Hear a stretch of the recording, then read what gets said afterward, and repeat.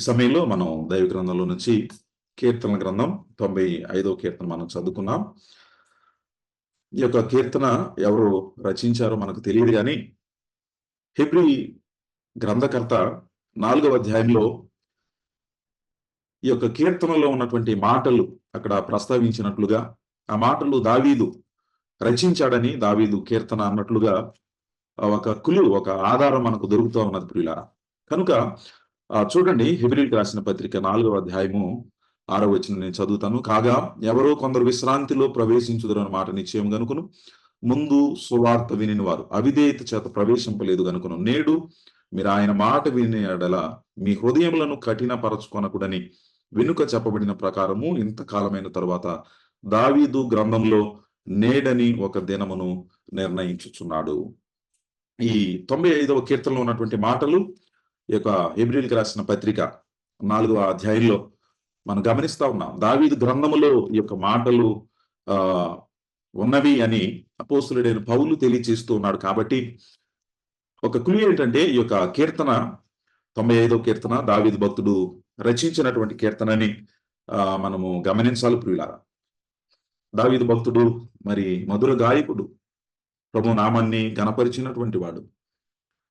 వ్యక్తిగతంగా ఆయన ఒక్కడు మాత్రమే కాదు కానీ తనతో పాటుగా తన చుట్టుపక్కల ఉన్నటువంటి దేవుని పిల్లలను, అక్కడ ఉన్నటువంటి ఇశ్రాయేలు ప్రజలను అందరినీ ఆహ్వానించడం, అందరూ కలిసి ప్రభువు యొక్క నామాన్ని గొప్ప చేయటం. దావీదు దేవుని పిల్లలను పురుకొల్పేటువంటి వాడుగా, ప్రభువులోకి నడిపించేటువంటి వాడుగా మనకు కనబడతా ఉన్నాడు.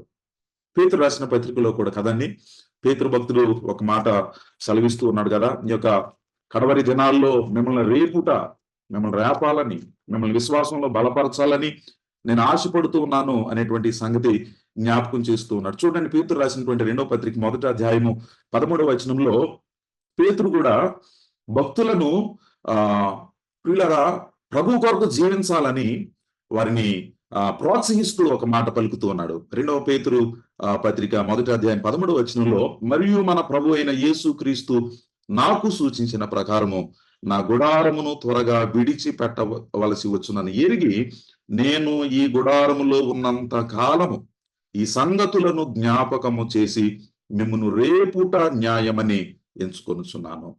పిల్లరా, మనం ఒకరినొకరు పురుకొల్పుకోవడం అనేది, రేపు కొనడం అనేది చాలా సంతోషించదగినటువంటి విషయం. దావీదు జీవితంలో కూడా ఒక సంఘటన ఎదురైందండి.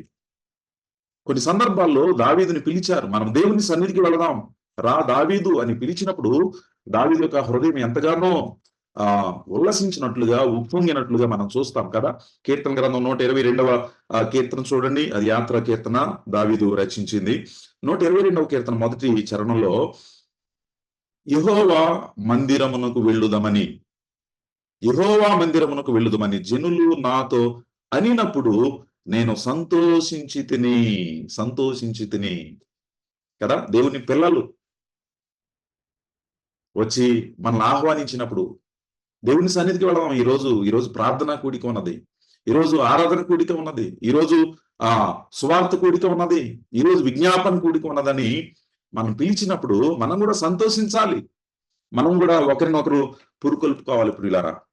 మనం చదువుకున్నటువంటి 95వ కీర్తన కదా, ఒక హెచ్చరిక కీర్తనగా కనబడతా ఉన్నదండి. ఆరాధన చేసేటువంటి పిల్లలు ఏ విధంగా ఆరాధన చేయాలో, ఈ ఆరాధించేటువంటి వారు ఏ విధమైనటువంటి జాగ్రత్తలు తీసుకోవాలో, ఎట్లాగా మనము ప్రభు సన్నిధిని సమీపించాలో, ఎట్లాగా ప్రభుని ఘనపరచాలో కొన్ని విషయాలు జ్ఞాపకం చేస్తూ ఉన్నాడు.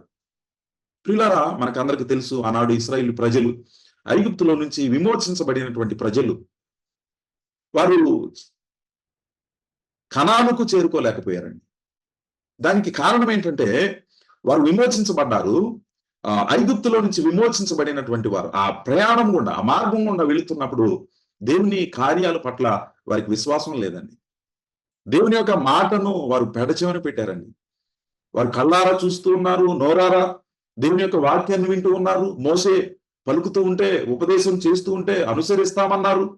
దేవుని యొక్క కార్యాలు, ఆ యొక్క మహిమను, దేవుని యొక్క ఘనతను, ఆశ్చర్యాలు, అద్భుతాలు చూస్తా ఉన్నారు కానీ ప్రభుని ఆరాధించేటువంటి విషయంలో ఫెయిల్ అయిపోయారు. దేవుణ్ణి విశ్వసించేటువంటి విషయంలో ఫెయిల్ అయిపోయారు. ఆయన పట్ల నమ్మకం ఉంచే విషయంలో వారు తప్పిపోయారు, వాళ్ళు తొలగిపోయారు. దేవుని పట్ల విరోధ భావం కలిగి ఉన్నారు. వారి హృదయాన్ని కఠినపరుచుకున్నారు. ప్రభుని ఆరాధించలేదు అండి. నోటితోటి ఏదో పైకి ఆరాధిస్తామని చెప్పారు. మోషేతో పాటు కొన్ని సందర్భాల్లో కదా పాటలు పాడటం ఇట్లాంటి కార్యక్రమాలు చేశారు. కానీ నిజమైనటువంటి హృదయంలో నుంచి వచ్చేటువంటి ఆ యొక్క సంతోషభరితమైనటువంటి ఆ విమోచన గీతాన్ని నోరారా ఆ ప్రభుని స్తుతించలేకపోయారు, ఆరాధించలేకపోయారు. దాని ద్వారా దేవుడు ఒక హెచ్చరిక కదా, ఒక తీర్మానం చేసుకున్నాడండి. దేవుని యొక్క ఆగ్రహం మనం చూస్తాం 11వ చరణంలో. ఈ యొక్క కీర్తన 11వ చరణంలో, కావున నేను కోపించి వీరెన్నడూను నా విశ్రాంతిలో ప్రవేశింపకూడదని ప్రమాణము చేసి తిని. దేవుని యొక్క హెచ్చరిక కనబడతా ఉన్నది. తర్వాత మొదటి 7 వచనాల్లో ఆరాధకుని యొక్క స్వరం కనబడతా ఉన్నది. మొట్టమొదటిగా ఈ యొక్క విభజన మనం చేసుకుంటే 95వ కీర్తనలో ప్రియులారా మొదటి 7 చరణాల్లో ఆరాధించే ఆరాధికుని యొక్క స్వరం, తర్వాత 7వ చరణం నుంచి ఆ 11వ చరణం వరకు మనం గమనిస్తే దేవుని యొక్క స్వరం వినబడుతున్నది. దేవుని యొక్క ఆగ్రహం, ఆరాధన మనం చూస్తాం. మొదటి 7 చరణాల్లో ఆరాధన ఏ విధంగా చేయాలి, ఆరాధన. తర్వాత ఆఖరి 6 వచన భాగాల్లో దేవుని యొక్క ఆగ్రహం మనం చూస్తా ఉన్నాం. ప్రియులారా, మనము ఇశ్రాయేలీయుల వలె మనం ఉండవద్దు. అనాడు విమోచించబడ్డారు కదండి. దేవుని యొక్క బలమైన హస్తం చేత విడిపించబడినటువంటి వారే, దేవుని యొక్క కార్యాలు చూచినటువంటి వారే, గాని ఏ విధమైనటువంటి భయభక్తులు వారి యొక్క జీవితాల్లో లేవు. దేవుని యొక్క మాటకు వారు అవిధేయత చూపించారు. దేవుని యొక్క కార్యాల పట్ల నిజమైనటువంటి విశ్వాసం ఉంచలేకపోయారు. తద్వారా దేవుడు ఇచ్చేటువంటి ఆ గొప్ప ఆశీర్వాదాన్ని కోల్పోయారు, విశ్రాంతిని కోల్పోయారు. దేవుడు ఇచ్చేటువంటి ఆ ఉన్నతమైనటువంటి ఒక శ్రేష్టమైనటువంటి ఆ కానాను దేశంలోనికి వారు వెళ్ళలేకపోయారు. వారి యొక్క అవిధేయత పట్ల, వారి యొక్క తిరుగుబాటు చూపించడం ద్వారా. ఈ రాత్రికాల సమయంలో ప్రియమైన సహోదరులారా, మనం ఈ లోకంలో ప్రయాణం చేస్తూ ఉన్నాం. ప్రభువు మనం పిలిచాడు, రండి ప్రయాసపడి భారం మోసుకొనుచున్న జనులారా నా యొద్దకు రండి, బూదిగంతముల నివాసులారా రండి. ప్రభు మనల్ని పిలిచాడు. ఆయన యొక్క ఉన్నతమైనటువంటి పిలుపు కదండి, ఉన్నతమైన పిలుపు. ఈ లోకంలో ఒక హోదా కలిగినటువంటి వారు మనం పేరు పెట్టి పిలిస్తే ఎంతగా అతిశయిస్తామో, ఎంతగా ఆనందిస్తామో, అవన్నీ కాదండి. ఈ రాత్రికాల సమయంలో మన ప్రభు మనల్ని పిలిచినటువంటి పిలుపు, రండి అని పిలిచినప్పుడు మనం వెళ్ళాం. ప్రభు సన్నిధిలో మన పాపాలను ఒప్పుకున్నప్పుడు ప్రభు మనల్ని క్షమించాడు. ఆ యొక్క ఉన్నతమైనటువంటి పిలుపుకు మనం లోబడినప్పుడు దేవుడు మనల్ని ఆశీర్వదించాడు, ఆరాధికులుగా చేశాడు. అయితే ఆరాధికులుగా ఉన్నటువంటి మనం ఏం చేయాలి? ఈ లోకంలో ఏ విధంగా మనం మన జీవితాల్లో మన యొక్క ప్రయాణాన్ని కొనసాగించాలి? పిల్లరా, ఇక్కడ దావీదు భక్తుడు కదా, రండి అనేటువంటి ఆ చక్కని పిలుపుతో ప్రారంభిస్తూ ఉన్నాడండి. ఆరాధికుని యొక్క స్వరం వినబడతా ఉంది. నిజమైనటువంటి ఆరాధికులు ఎవరైనా కూడా రండి, మనం దేవుని మందిరానికి వెళదాం, దేవుని స్తుతించడానికి వెళదాం, దేవుని కీర్తించడానికి వెళదాం, దేవుని ఘనపరచడానికి వెళదాం, ఆ ప్రభువుని జ్ఞాపకం చేసుకోవడానికి వెళదాం అని చెప్తారండి. రండి. అలా దేవుని పిల్లలు పిలిచినప్పుడు ఆనందించాలి, సంతోషించాలి.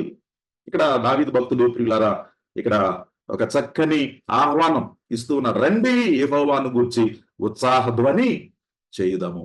ఈ మొదటి 7 ప్రియులారా వచన భాగాల్లో మనం ఒక 4 భాగాల కింద విభజించుకుందాం. మొదటిది ఆరాధించడానికి పిలుపు.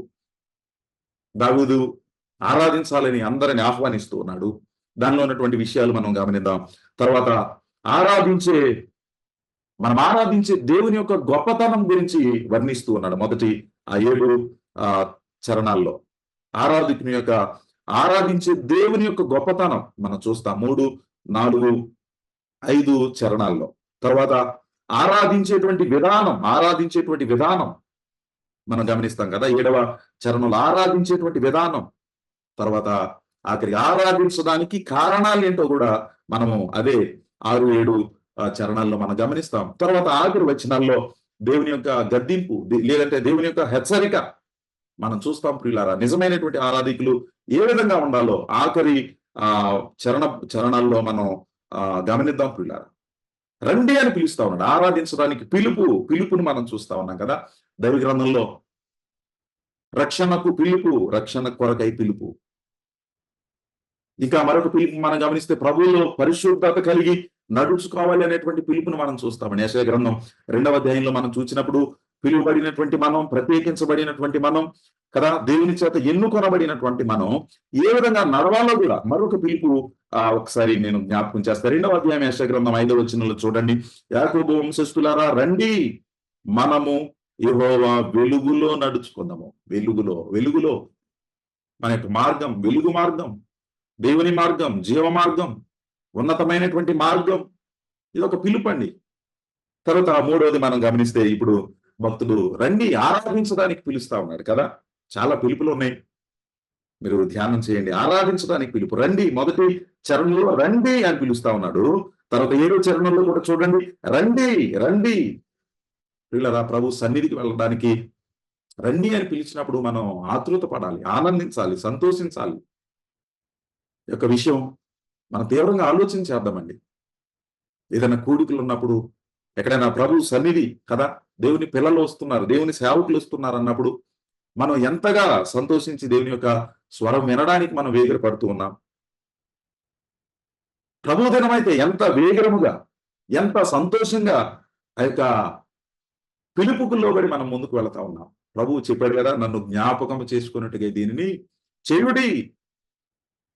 ఆహ్వానం, ఆరాధించడానికి పిలుపు. ఈ రాత్రికాల సమయంలో ప్రభు మనతో మాట్లాడుతూ ఉన్నాడు. దావీదు భక్తుడు రండి యెహోవాను గూర్చి ఉత్సాహధ్వని చేయుదము, మన రక్షణ దుర్గమును బట్టి సంతోషగానము చేయదము, కృతజ్ఞతా స్తుతులతో ఆయన సన్నిధికి వచ్చేదము, కీర్తనలు పాడుచు ఆయన పేరట సంతోషగానము చేయదము. ఎట్లా రావాలో ఒక చక్కని సంగతులు వివరిస్తా ఉన్నాడు. దేవుని సన్నిధికి వెళ్ళేటప్పుడు మనం ఎట్లా వెళ్ళాలి?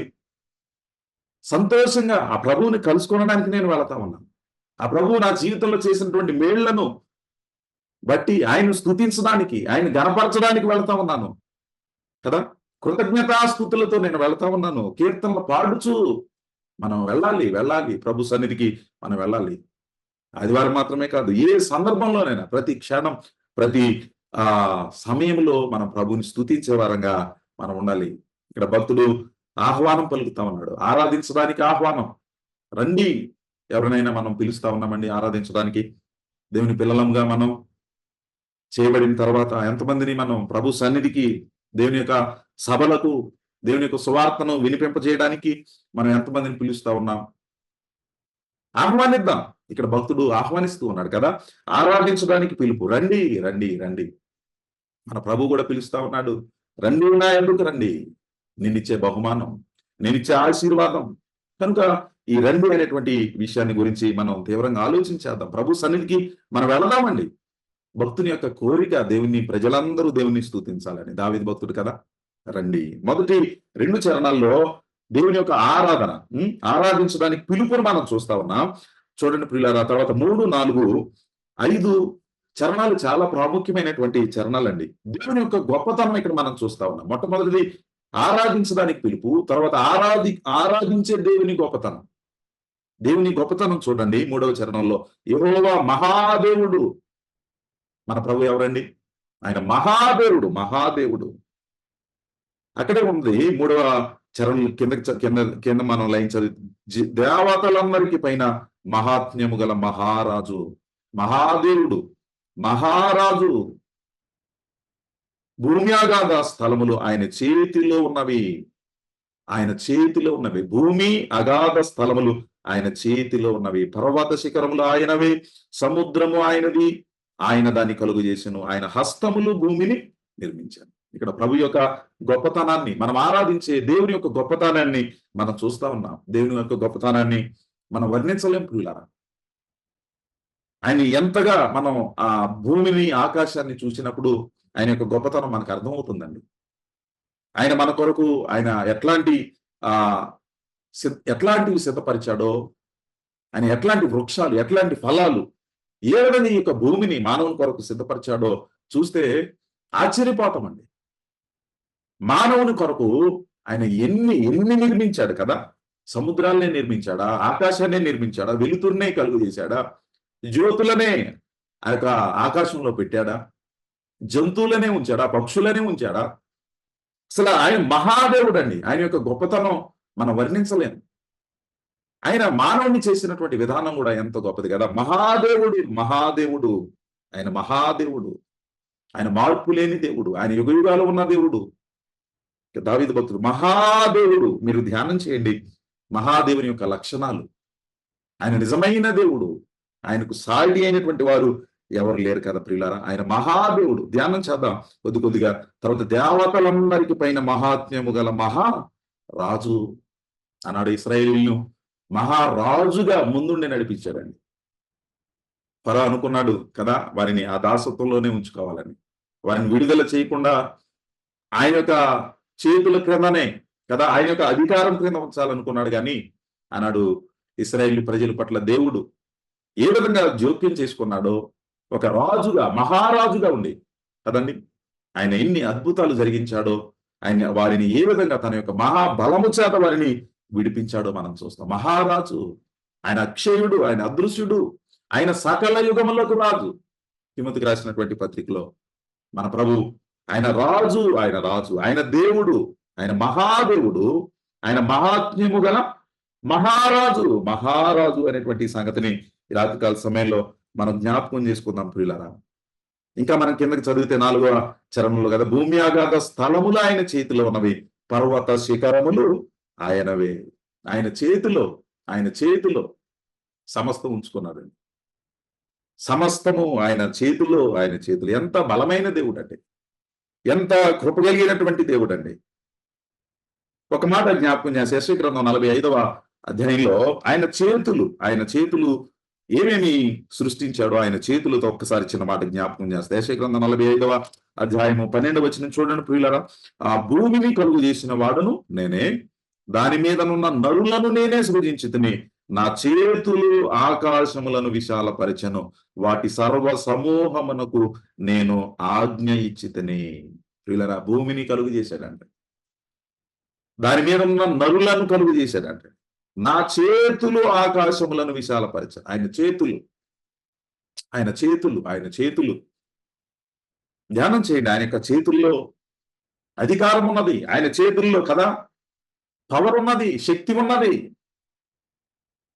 ఆయన చేతులు సాహస కార్యములు చేసే చేతులు. 118వ కీర్తన 15వ వచనంలో ఆయన చేతులు సాహస కార్యములు జరిగించేవి, ఉన్నతమైనటువంటి కార్యాలు చేసేవి. చూడండి ప్రియులారా, 118వ కీర్తన 15వ వచనం ఒకసారి జ్ఞాపకం చేస్తా. యెహోవా దక్షిణ హస్తము సాహస కార్యములను చేయును. యెహోవా దక్షిణ హస్తము మహోన్నతమైను. యెహోవా దక్షిణ హస్తము సాహస కార్యములను చేయును. ఆయన యొక్క చేతులు సాహస కార్యాలు చేసేవి. ఆయన చేతులతో కదా ఆయన సమస్తం ఆయన యొక్క స్వాధీనంలో ఉంచుకున్నాడంటే. ఈ మాట నన్ను చాలా ఆకర్షించింది ప్రియులారా. ఆయన చేతిలో భూమి ఉన్నది, అగాధ స్థలములు ఉన్నవి, ఆకాశం ఉన్నది, పర్వత శిఖరములు ఉన్నవి, సముద్రం ఆయన స్వాధీనంలో ఉన్నది. అసలు సమస్తము ఆయన స్వాధీనం అందించుకున్నాడు. అన్ని ఆయన స్వాధీనంలో ఉండగా ప్రియులారా, మనం కూడా ఆ ప్రభువుకు లోబడి, ప్రభువా నేను కూడా నీ వాడనే, నీ యొక్క రూపంలో చేయబడిన వాడనే, నీ చేతులతో నిర్మించబడిన వాడనే, నీవే నా రాజువు, నీవే నా ఏలికవు, నీవే నా దేవుడవు, నీవే మహత్యము గల మహారాజువు, నన్ను కలుగు చేసిన వాడు నీవే అనేటువంటి కృతజ్ఞత మనకు జీవితాల్లో నుంచి పెళ్ళికి రావాలండి. మనల్ని పాలించేవాడు, మనల్ని పోషించేవాడు కదా, మనల్ని నడిపించేవాడు, మనల్ని దీవించేవాడు, తన యొక్క హృదయంలో ఉన్నటువంటి ఆ యొక్క ఆలోచనలన్నీ మన యొక్క జీవితాల్లో నెరవేర్చేవాడు. ఆనాడు ఇశ్రాయేలీయులు ప్రియులారా ప్రభు యొక్క వాగ్దానాలను వారి యొక్క జీవితంలో సొంతం చేసుకోలేకపోయారండి. కళ్ళారా చూస్తూ ఉన్నారు, కానీ తర్వాత వచ్చిన భాగాల్లో వారు ప్రభుని ఏ విధంగా శోధించారో, ఏ విధంగా ప్రభు పట్ల విరోధ భావం కలిగి ఉన్నారో, ఏ విధంగా సణిగారో, సణగడం ద్వారా ఏ విధంగా ప్రభువు కోపగించుకున్నాడో మనం చూస్తాం. ప్రభువు కోపించి రాత్రికాల సమయంలో ప్రభు యొక్క కోపానికి మనం గురి కావద్దండి. ప్రభు యొక్క కదా ప్రభువుని మనం ఆయాస పెట్టవద్దండి. మన యొక్క క్రియల ద్వారా, మన యొక్క చేతల ద్వారా, మన యొక్క తలంపుల ద్వారా ఆయాసపరచు. 10వ చరణంలో గమనిస్తే, వారు హృదయమున తప్పిపోవు ప్రజలు, వారు నా మార్గములు తెలిసి కొనలేదని అనుకుంటే నేను. ఎన్నెన్ని మార్గాలు చూశారండి ఇశ్రాయేలు ప్రజలు.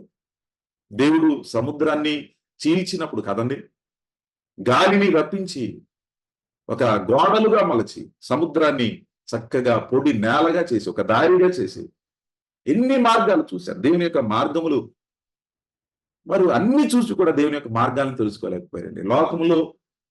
లోకములో ఉన్నటువంటి ఆ మార్గాలను చూస్తూ ఉన్నారు. విశాల మార్గాలు చూస్తూ ఉన్నారు. ప్రియులారా, దేవుని యొక్క గొప్పతనాన్ని మనం చూస్తా ఉన్నాం కదా. ఆరాధించే దేవుని గొప్పతనం, ఆయన మహాదేవుడు. రెండవది ఏంటి? ఆయన మహాత్మ్యము గల మహారాజు. మూడవది ఏంటి చెప్పండి? ఆయన సృష్టికర్త. ఆయన చేతిలో సమస్తము ఉంచుకున్నాడండి. సమస్తము. ఆయనను పోలినటువంటి వారు ఎవరున్నారు? కీర్తన గ్రంథం 40వ కీర్తన 5వ వచనంలో చూడండి, ఒక మాట మనం జ్ఞాపకం చేసుకున్నాం. 40వ కీర్తన 5వ చరణంలో ఒక చక్కని మాట ఉంది. ప్రభు మన జీవితాల్లో చేసినటువంటి కార్యాలు ఎంత గొప్పవో మనం చూస్తాం. 40వ కీర్తన 5వ చరణంలో, యెహోవా నా దేవా, నీవు మా ఎడల జరిగించిన ఆశ్చర్యక్రియలను, మా ఎడల నీకున్న తలంపులు బహు విస్తారములు, వాటిని వివరించి చెప్పేదని అనుకుంటున్నా. అవి లెక్కకు మించి ఉన్నవి, నీకు సాటి అయిన వాడొకడును లేడు. అందు గురించి మనం ప్రభువుని స్తుతించాలి. మన యొక్క జీవితాలు ఎన్ని ఆశ్చర్య కార్యములు జరిగించాడండి. మన పట్ల ప్రభువుకు ఉన్నటువంటి తలంపులు ఎంత గొప్పగా ఉన్నామండి. మన దేవుడు మనం కలుగు చేసినటువంటి వాడు, తన రూపంలో చెక్కుకున్నటువంటి వాడు, తన యొక్క అమూల్యమైనటువంటి రక్తమునిచ్చి కొన్నటువంటి ఆ ప్రభువు మన యొక్క జీవితాల్లో ఆయన చేసినటువంటి ఆశ్చర్య క్రియలు ఎన్నున్నాయి, బహు విస్తారములు. వాటిని వివరించి చెప్పేదని అనుకుంటాను. అవి లెక్కకు మించి ఉన్నవి, నీకు సాటి అయిన వాడు ఒకడును లేడు. అవునండి, ఆయన ఎవరితో మనం పోల్చగలం? ఆయన్ని ఎవరితో మనం సాటి చేయగలం? ఆయన యొక్క గొప్పతనం మనం ధ్యానం చేయాలి. ఆయన ఎంత గొప్పవాడో, ఆయన ఏమై ఉన్నాడు. కీర్తన గ్రంథం 86వ కీర్తనలో కూడా ఒక మాట జ్ఞాపకం చేస్తారు. చూడండి ప్రియులు, 86వ కీర్తన 9వ వచనం చదువుతా ఉన్నాను. ప్రభువా, దేవతలలో నీ వంటి వాడు లేవుడు, నీ కార్యములకు సాటి అయిన కార్యములు లేడు. దానిపై వచనంలో కూడా, ప్రభువా నీవు మహత్యము గలవాడవు, ఆశ్చర్య కార్యములు చేయువాడవు. ఆశ్చర్య కార్యం మనకు జీవితాల్లో ప్రభు చేసినటువంటి కార్యాలు ఎంతో గొప్పవి కదండి. 89వ కీర్తన చూడండి. 89వ కీర్తనలో కూడా ఒక మాట మనం చదువుకుందాం. 6వ చరణంలో, మెంటను యెహోవాకు సాటి అయిన వాడెవడు, దైవపుత్రులలో యెహోవా వంటి వాడు ఎవడు, పరిశుద్ధ దూతల సభలో ఆయన మిక్కిలి భీకరుడు, తన చుట్టూనున్న వారందరికంటే భయంకరుడు. 11వ చరణంలో, ఆకాశము నీదే, భూమి నీదే, లోకమును దాని పరిపూర్ణతను నీవే స్థాపించితివి, ఉత్తర దక్షిణములను నీవే నిర్మించితివి. ఆయన యొక్క గొప్పతనం జ్ఞాపకం చేసుకోవాలి ప్రియులారా. దావీదు భక్తుడు చక్కగా అవే జ్ఞాపకం చేస్తూ ఉన్నాడు కదండి. రెండవదిగా, ఆరాధించే దేవుని యొక్క గొప్పతనం మనం జ్ఞాపకం చేసుకోవాలి. మొట్టమొదటిది, ఆరాధించడానికి పిలుపును మనం చూస్తా ఉన్నాం. తర్వాత ఆరాధించే మన దేవుని యొక్క గొప్పతనం మనం ఎదిగినటువంటి వారంగా మనము ప్రభుని ఆరాధించాలి, ప్రభుని స్తుతించాలి ప్రియులారా. మూడవదిగా నేను జ్ఞాపకం చేస్తాను, ప్రభుని ఏ విధంగా మనము ఆరాధించాలి, ఆరాధించేటువంటి విధానం ఏంటి, ఎట్లా మనం ప్రభు సన్నిధికి వెళ్ళాలి, ఆ విధానం చూడండి. ప్రభుని ఏ విధంగా ఆరాధించాలో ఇక్కడ దావీదు భక్తుడు చాలా చక్కగా వివరిస్తూ ఉన్నాడు. 95వ కీర్తన 6, 7, 8 వచనాలు చదువుకుందాం. చూడండి, ఆయన మన దేవుడు, మనం ఆయన పాలించు ప్రజలము, ఆయన మేపు గొర్రెలము, రండి నమస్కారము చేసి సాగిలపడుదుము. రండి నమస్కారము చేసి సాగిలపడుదుము. తర్వాత ఏంటండి, ఆయన సన్నిధిని మోకరించుదము. మనలను సృజించిన యెహోవా సన్నిధిని మోకరించుదము. రెండు విషయాలండి. దేవుని యొక్క సన్నిధిలో మనం ప్రవేశించినప్పుడు, ఆరాధించడానికి వెళ్ళినప్పుడు ఏ విధంగా మనము ప్రభుని ఆరాధించాలో, గౌరవించాలో, గణపరచాలో ఇక్కడ దావీదు భక్తుడు చక్కగా వివరిస్తూ ఉన్నాడు. సాగిలపడడం కదా. ప్రకటన గ్రంథంలో 4వ అధ్యాయంలో చూసినప్పుడు ప్రభు యొక్క సృష్టి కార్యాన్ని చూచి ఆయన సృష్టికర్త అని ఇక్కడ ఉన్నటువంటి పెద్దలు కదా, వారంతా దేవుని ఎదుట సాగిలపడుతూ ఉన్నారండి. ఒకసారి జ్ఞాపకం చేసుకున్నామా? 4వ అధ్యాయంలోనేమో ఆయన సృష్టికర్త అని ప్రభుని ఆరాధిస్తూ ఉంటే, 5వ అధ్యాయంలో మా విమోచకుడు అని ప్రభుని ఆరాధిస్తూ ఉన్నారు. 4వ అధ్యాయము, ప్రకటన గ్రంథం 4వ అధ్యాయము 10వ వచనం చూడండి. ఆ 24 పెద్దలు సింహాసనం ముందు ఆసీనుడైండు వాని ఎదుట సాగిలపడి యుగయుగములు జీవించుచున్న వానికి నమస్కారము చేయొచ్చు. ప్రభువా మా దేవ, నీవు సమస్తమును సృష్టించితివి, నీ చిత్తమును బట్టి అవి ఉండెను, దానిని బట్టి సృజింపబడెను, గనుక నీవే మహిమ ఘనత ప్రభావములు పొందనర్హుడవని చెప్పుచు తమ కిరీటములను ఆ సింహాసనం ఎదుట వేసిరి. ప్రియులారా, ఆ పరలోకంలో జరుగుతున్నటువంటి ఆరాధన మనం గమనిస్తే ప్రభువుని సృష్టికర్తగా గుర్తించి ఆ సృష్టికర్త ఎదుట వారి యొక్క కిరీటములు ఆయన పాదముల మీద పడవేసి, ప్రభువా నీవే మహిమ ఘనత ప్రభావాలు పొందనర్హుడు నాయన, మాలో ఏమి లేదని ఒప్పుకుంటా ఉన్నారండి. మా యొక్క ఘనత ఏమీ లేదు, మా యొక్క కిరీటాల్లో ఏం లేదు, అసలు నువ్వే ఆ కిరీటం పొందడానికి అర్హుడవు, నీవే మహిమ పొందడానికి అర్హుడవు.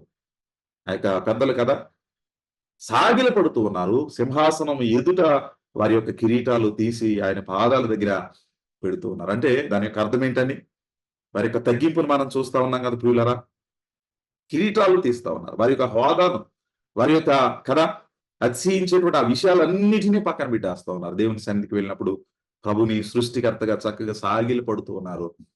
5వ అధ్యాయంలో మనం గమనిస్తే 5వ అధ్యాయంలో కూడా చూడండి, 5వ అధ్యాయము 10వ వచనంలో, నీవు ఆ గ్రంథమును తీసుకుని దాని ముద్రలను విప్పుటకు యోగ్యుడవు, నీవు వధింపబడిన వాడవై నీ రక్తం ఇచ్చి ప్రతి వంశములోను ఆయా భాషలు మాట్లాడే వారిలోను ప్రతి ప్రజలను ప్రతి జనములోను దేవుని కొరకు మనుషులను కొని మా దేవునికి వారిని ఒక రాజ్యముగాను యాజకులుగాను చేసిటివి గనుక వారి భూలోకమందు ఎలుగురని క్రొత్త పాట పాడుదురు. 13వ వచనం చూడండి ప్రియులారా, అంతటి పరలోకమందును భూలోకమందును భూమి క్రిందను సముద్రములోను ప్రతి సృష్టము అనగా వాటిలోనున్న సర్వమును సింహాసనాసీనుడైన ఉన్నవాని కెని గొర్రె పిల్లకును స్తోత్రమును ఘనతయు మహిమయు ప్రభావమును యుగములు కలుగును గాకని చెప్పుట పెట్టిన 4 జీవులు ఆమెన్ అని చెప్పగా పెద్దలు సాగిలపడి నమస్కారము చేసిరి. ఒక విమోచకునిగా ప్రభుని గుర్తించి ప్రభు ఎదుట సాగిలి పడుతూ ఉన్నారు. సృష్టికర్తగా మనం ఆయన్ని జ్ఞాపకం చేసుకొని, ప్రభువా మా కొరకు అన్నీ సృష్టించారు, అంతేకాదు నన్ను నిర్మించారు,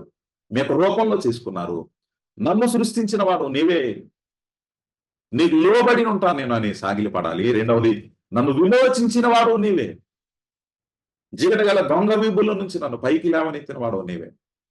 ఏ విధంగా లేవనెత్తాడు, ఏ విధంగా మనల్ని విమోచించాడు? రక్తం ఇచ్చి కొన్నాడు అంటండి. ప్రభు ఇచ్చినటువంటి వెల, ఆయన చేసినటువంటి త్యాగం, మన కొరకు ఏ విధంగా వధించబడ్డాడో జ్ఞాపకం చేసుకోవాలి. ఇక్కడ ఈ కీర్తన గ్రంథంలో కూడా మనం చూస్తామండి, మనం ఆయన పాలించు ప్రజలము, ఆయన మేపు గొర్రెలము, ఒక మంచి కాపరిగా మహాకాపరిగా ఆయన ఈ లోకంలోనికి వచ్చి మనం విమోచించాడు కదా, తన రక్తం ఇచ్చుకున్నాడు. మంచి కాపరి గొర్రెల కొరకు తన ప్రాణమును పెట్టును. మన ప్రభు మంచి కాపరి, మంచి కాపరి. ఆ ప్రభు యొక్క త్యాగాన్ని ఒకసారి జ్ఞాపకం చేసుకుందాం. సమస్తం ఆయన స్వాధీనంలో ఉంచుకున్నటువంటి ఆ ప్రభు వారు అన్ని వదిలిపెట్టి ఈ లోకంలోనికి వచ్చి ఒక దీనునిగా కదా ఆయన చేసుకొని, ఆయన అధికారాలన్నీ వదిలిపెట్టి ఒక రిక్తునిగా చేసుకున్నాడండి. శిలువను మోయడానికి ఆయన ఇష్టపడ్డాడండి, రిక్తునిగా చేసుకునడానికి ఇష్టపడ్డాడండి. సింహాసనం మీద కూర్చోవడం కాదు కానీ శిలువ మీద ఉండడానికి ఇష్టపడ్డాడండి. 3 ఆ మేకుల పైన వేలాడి ఆ శాపగ్రస్తమైనటువంటి ఆ మరణాన్ని అనుభవించి మనం కలిగి ఉన్నటువంటి, మనం పొందవలసినటువంటి ఆ శిక్షను, ఆ శాపాన్ని తొలగించడానికి మన ప్రభు అయిన యేసుక్రీస్తు వారు ఒక మంచి కాపరిగా ఆయన ఈ లోకంలోనికి వచ్చి మరణించాడు. విమోచకుడు నీవే ప్రభువా, నన్ను విమోచించకపోతే నేనేమైపోయి ఉండేవాడునో, నా బ్రతుకు ఏమైపోయి ఉండేదో. ఆయన యొక్క గొప్పతనాన్ని మనం జ్ఞాపకం చేసుకో, ఆరాధించే విధానం కదా, సాగిలపడాలి. ఇక్కడ మనం చూస్తా ఉన్నాం, మోకరించాలి. సాగిలపడడం, మోకరించడం. రకరకాలుగా దేవుని గ్రంథంలో మనం చూస్తాం, భక్తులు ఏ విధంగా ప్రభువుని ఆరాధించారో, కనపరిచారు. శరీరం సహకరించినప్పుడు దేవుని సన్నిధిలో మరి కింద కూర్చొని మోకరించడం అనేది, మోకాళ్ళు ఉండడం అనేది అది చాలా మంచి లక్షణం అండి. ఒక మంచి కదా యాంగిల్. మోకాళ్ళుని ప్రార్థన చేయడం, సాగిల పడడం. అబ్రహాం గారు ఆ 17, 18 అధ్యాయుల్లో మనం గమనించినప్పుడు ఆదికాండంలో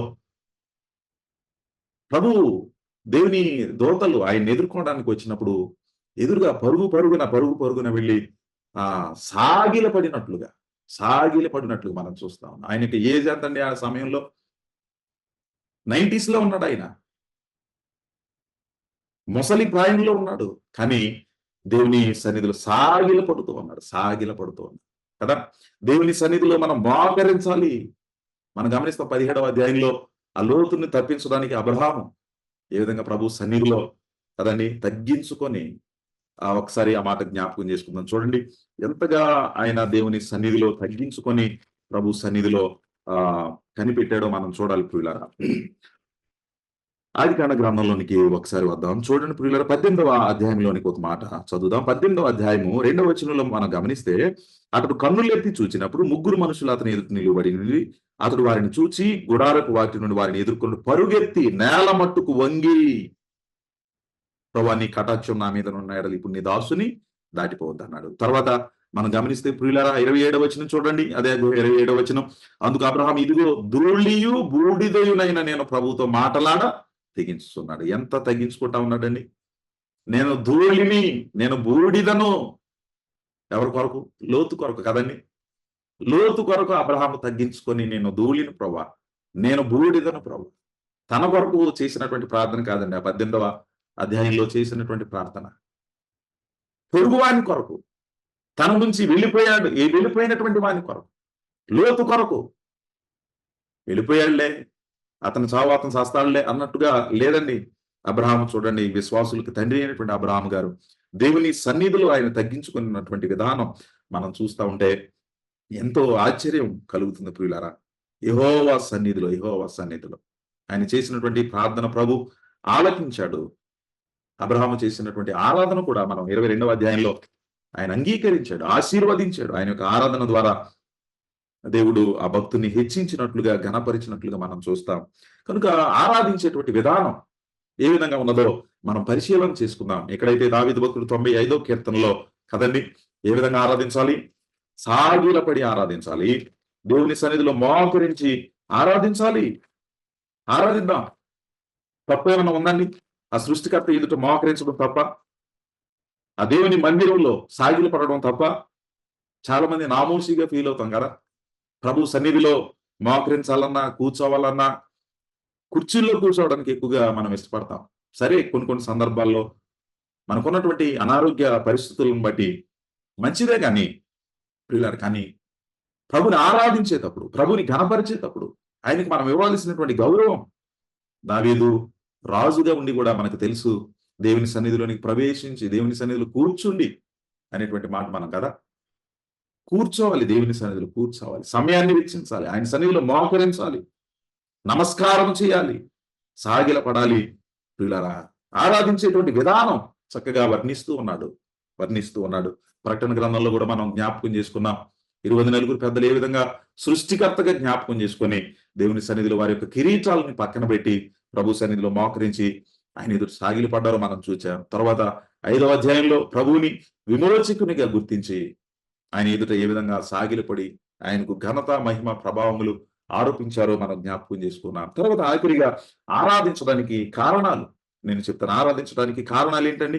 వ్యక్తిగతంగా 7వ వచనంలో మనం ఎందుకు ప్రభుని ఆరాధించాలో ఇక్కడ భక్తుడు వ్యక్తిగతంగా కారణాలు తెలియజేస్తూ ఉన్నాడు. 6వ చరణంలో మనం చూస్తే ఆయన మన దేవుడు, ఆయన ఎందుకు ఆరాధించాలి? ఆరాధించడానికి కారణం ఏంటి? మన దేవుడు కాబట్టి. మన దేవుడు వ్యక్తిగతంగా కదా. వ్యక్తిగతంగా నీ దేవుడు నా దేవుడు అయితే మనం ప్రభుని ఆరాధించగలం.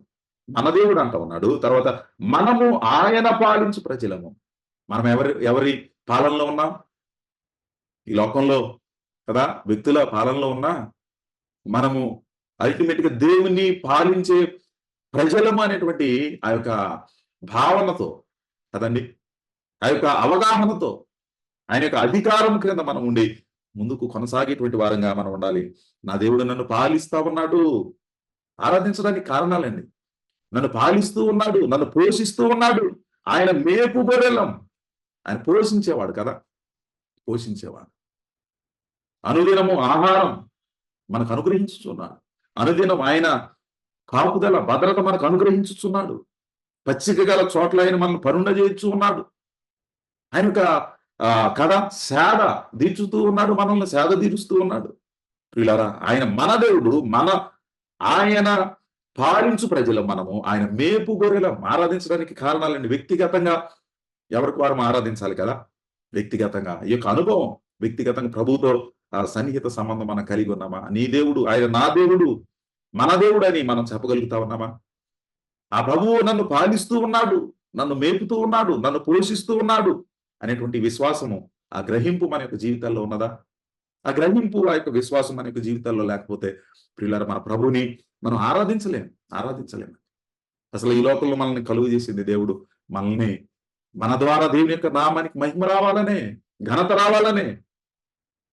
ఆఖరిగా అసలు నిజమైనటువంటి ఆరాధికుడు ఏ విధంగా ఉండాలో ఒక్కసారి 2, 3 వచనాలు జ్ఞాపకం చేసి నేను ముగిస్తా ప్రియులారా. నిజమైనటువంటి ఆరాధికుడు, నిజమైనటువంటి ఆరాధన చేసేటువంటి వారు ఏ విధంగా ఉండాలి? ఎప్పుడు నిజమైనటువంటి ఆరాధన అని మనం చెప్పవచ్చు. ఆనాడు ఇశ్రాయేలీయులు నోటితో పైకి మేము పాటిస్తాం, మేము ఉంటాం, మేము నడుస్తాం, మేము ప్రభుని స్తుతిస్తాం. ఏదో పాటలు మోసేతో పాటు నేర్చుకోవడం, పాడడం ఇవన్నీ చేశారు గాని అసలు నిజమైనటువంటి ఆరాధన అంటే ఏంటో ఒకసారి మనము ఈ 7వ చరణం నుంచి 7వ చరణం 3వ లైన్ నుంచి మనము ధ్యానం చేద్దాం. నిజమైనటువంటి ఆరాధికుడు దేవుని మాట అంగీకరించి దేవుని యొక్క వాక్యపు అడుగుజాడల్లో నడుస్తాడండి.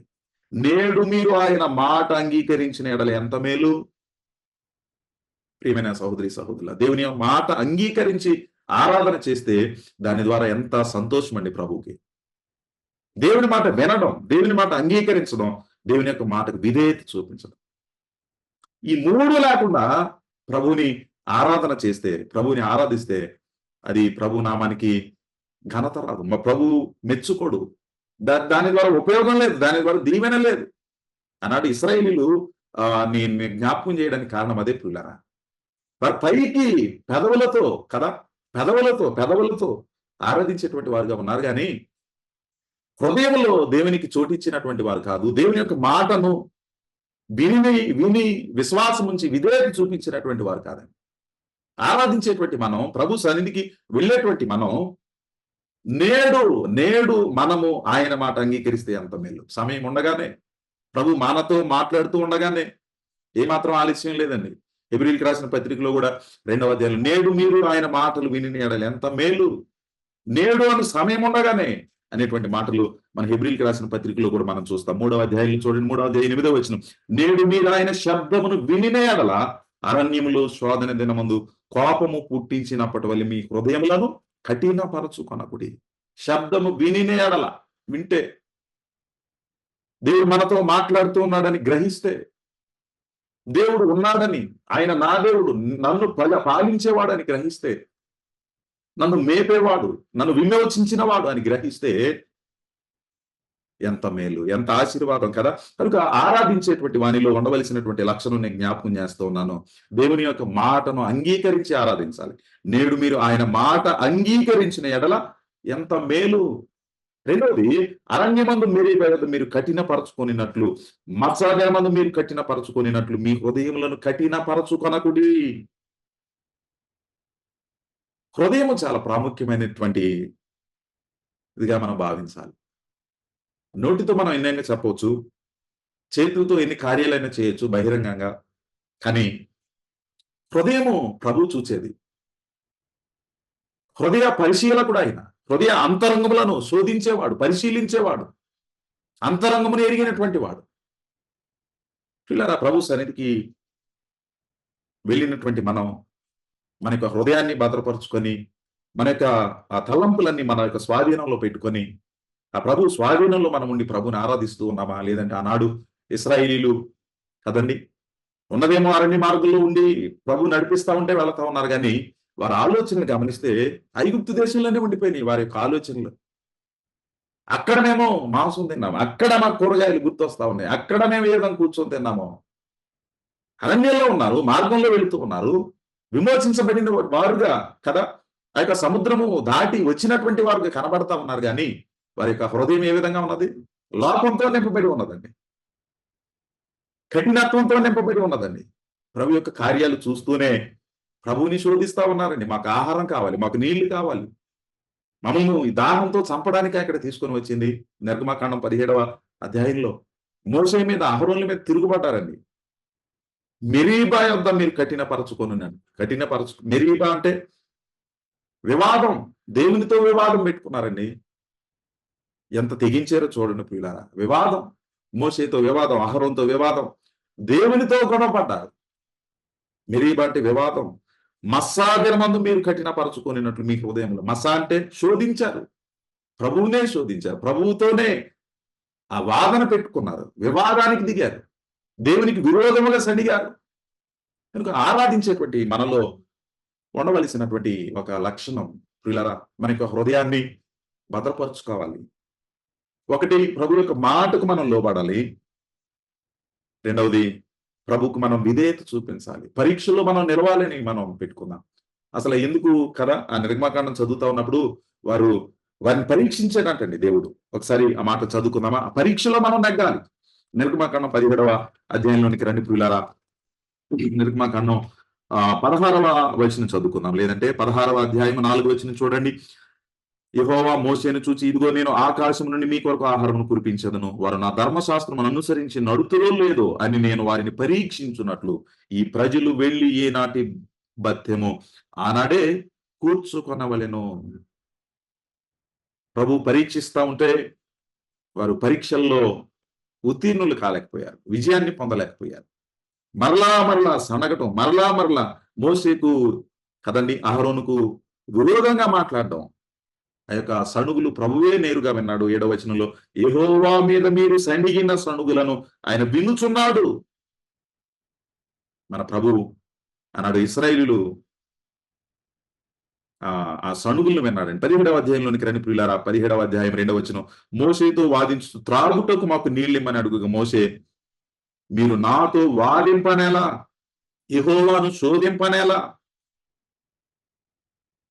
అందు గురించి 7వ వచనంలో అక్కడ మోషే పేర్లు పెట్టేటప్పుడు, ఇశ్రాయేలీయులు చేసిన వాదమును బట్టి యెహోవా మన మధ్య ఉన్నాడో లేడో అని వారు యెహోవాను శోధించుటను బట్టి అతడు ఆ చోటికి మస్సానియు మెరీబానియు పేర్లు పెట్టెను. ప్రభువుకి విరోధంగా వారు తిరగబడ్డది చూడండి. ఎర్ర సముద్రమును 2 పాయలుగా చీల్చినప్పుడు వారు దేవుణ్ణి చూడలేదా? దేవుని మహిమను చూడలేదా?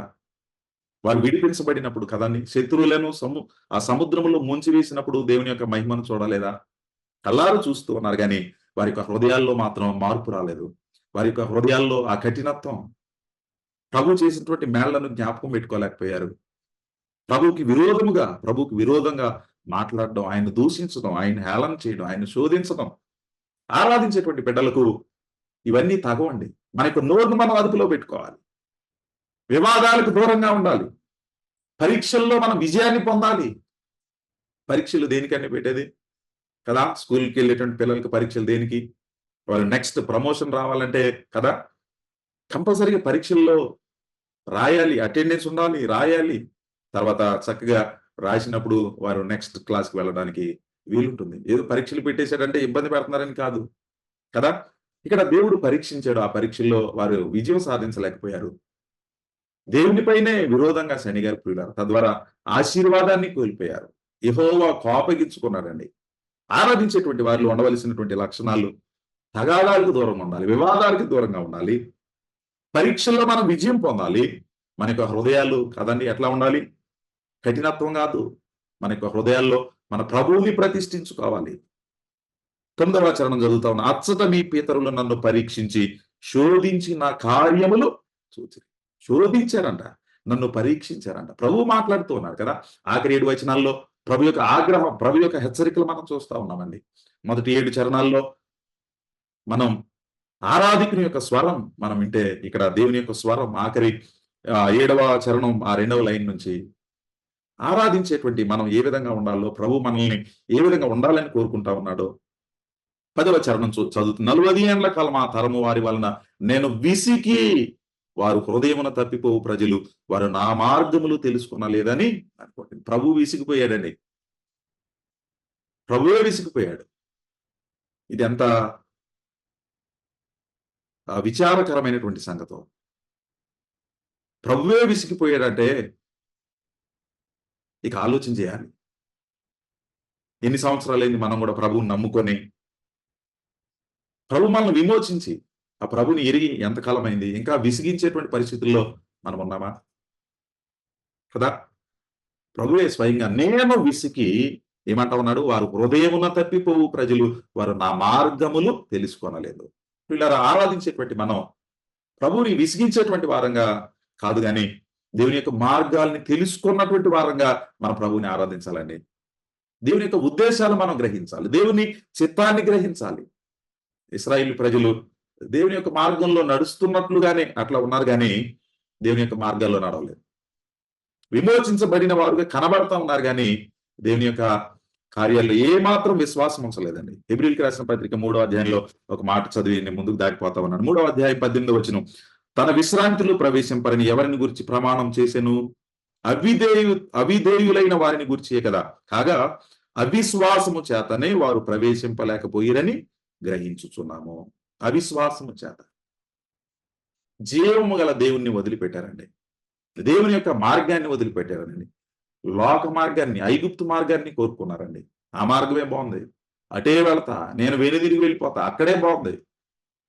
దేవుడు కదండి కనానుకు నడిపించడానికి ప్రభు ఆశపడతా ఉంటే, వారి యొక్క జీవితాల్లో గొప్ప కార్యాలు చేయాలని ప్రభు ఆశపడతా ఉంటే, వారు చూడండి కొద్ది కాలం ఉండేటువంటి ఆ యొక్క సుఖభోగాల కొరకు ఆశపడినట్లుగా, దేవుణ్ణి దూషించినట్లుగా, దేవునికి విరోధముగా ప్రవర్తించినట్లుగా, దేవుని యొక్క మార్గాలే వారు ఎరుగనట్లుగా ప్రవర్తించారు. ప్రభు చెప్తా ఉన్నాడు, కావున నేను కోపించి వారు నా మార్గములు తెలుసుకొనలేదని అనుకుంటుని అని, కావున నేను కోపించి వీరెన్నడూను నా విశ్రాంతిలో ప్రవేశింపకూడదని ప్రమాణము చేసుకుని దేవుడు ఒక కంక్లూజన్కి వచ్చాడండి.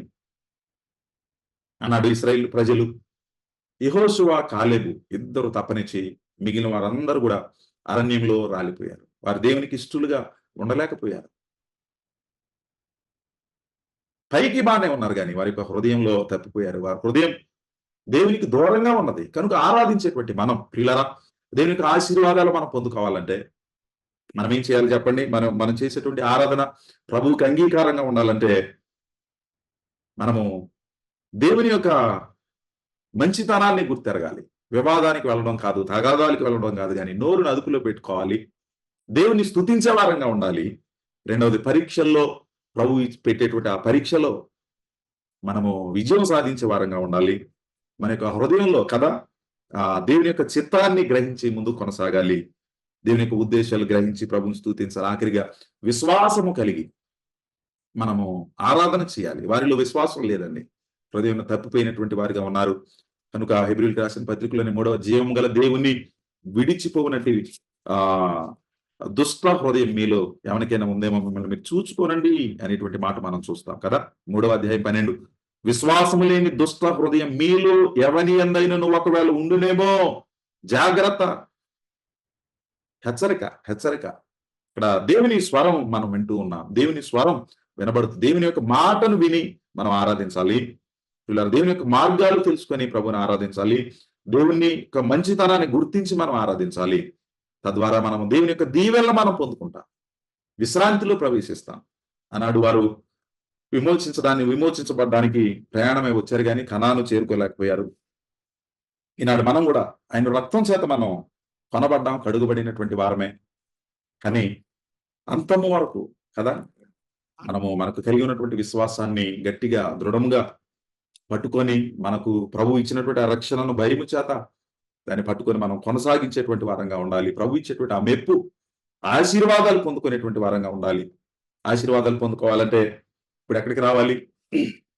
ఆ కల్వరిని దాటి మనం వెళ్ళకూడదండి. కల్వరి శిలువ దగ్గరికి రావాలి. కల్వరి శిలువ దగ్గరికి రావాలి. ఆ రక్త ప్రోక్షణ క్రిందకి రావాలి. కల్వరి శిలువ వైపు చూడాలి. ఆయన మన గొర్రెల కాపరి అని, మంచి కాపరి అని మనం గుర్తించాలి.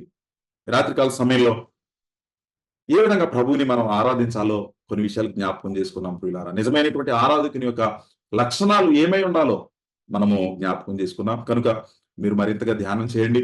చాలా గంభీరమైనటువంటి సంగతి. మన దేవుడు మహాదేవుడు, ఆయన మహారాజు, ఆయన మహాకాపరి. కనుక ప్రభు యొక్క గొప్పతనాన్ని జ్ఞాపకం చేసుకుందాం. ఆయన ఏ విధంగా ఆరాధించాలో కూడా విధానాన్ని మనం గమనించాం. సాగిలిపడి కదా దేవుని సన్నిధిలో మనము విధేయులమై మన ప్రభువుని ఆరాధించాలనేటువంటి కొన్ని సంగతులు మనము జ్ఞాపకం చేసుకున్నాం. ఈ కొద్ది తలంపులను ప్రభు దీవించును గాక.